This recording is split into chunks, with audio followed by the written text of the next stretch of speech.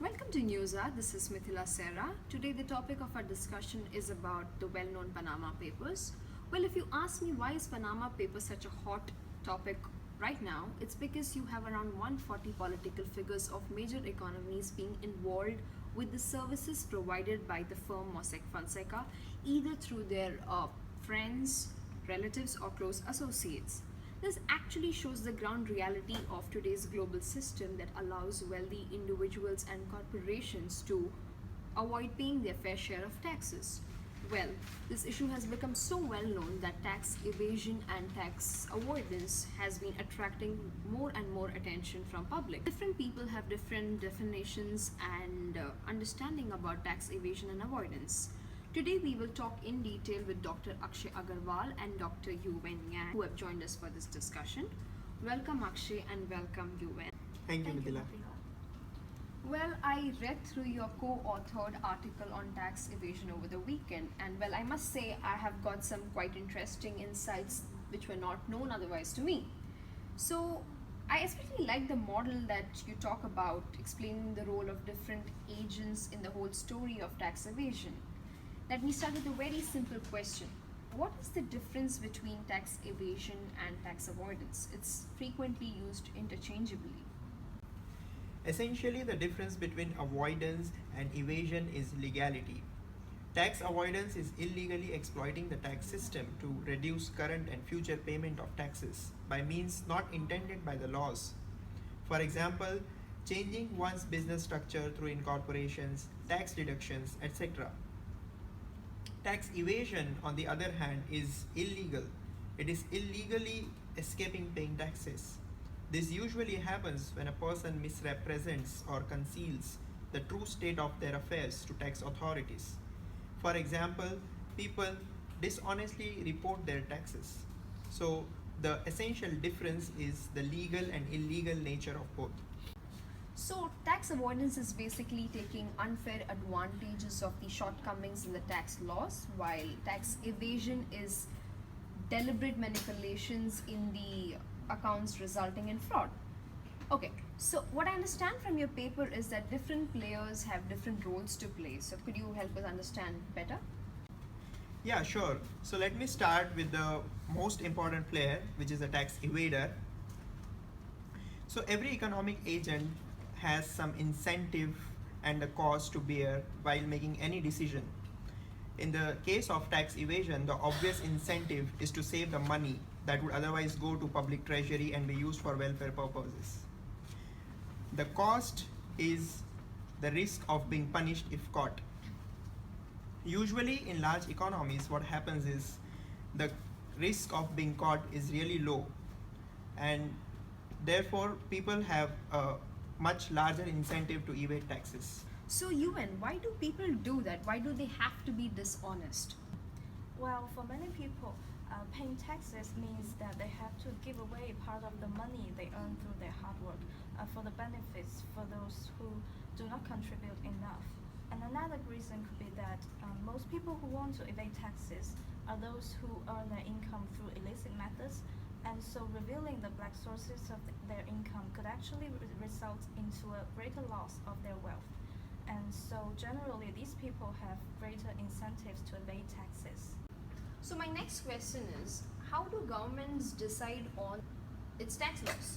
So, some countries have a very low rate while some countries have as high as 50%.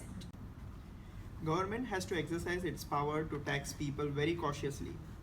See, basically at the end of the day, government has to crack a deal between its developmental agenda and attracting businesses into it by having low taxes.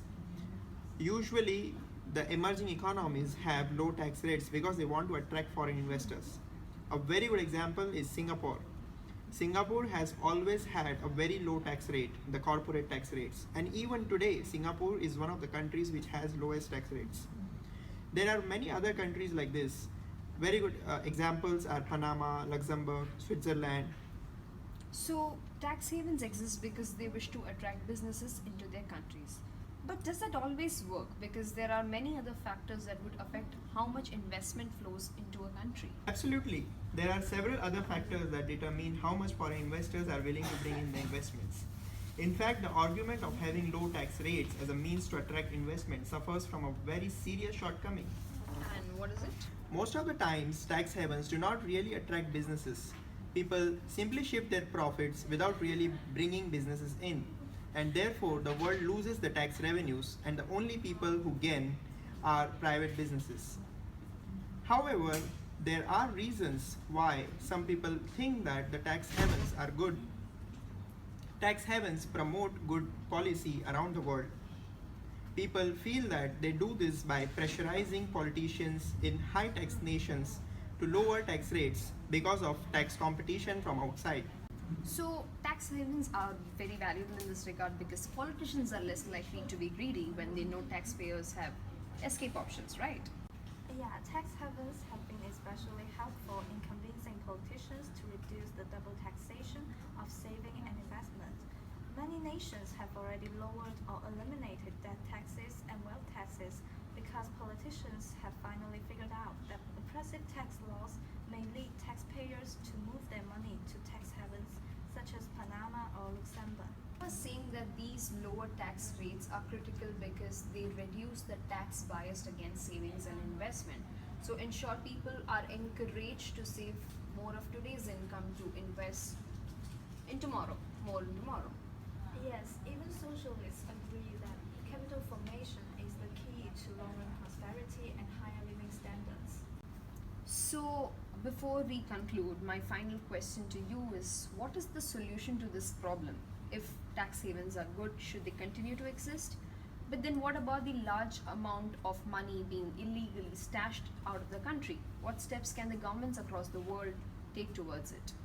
To attack the roots of this problem, we must understand different forces playing out in this entire story of tax evasion, as clearly explained in our article. Very simply put, tax evasion occurs because people have large incentives to do so.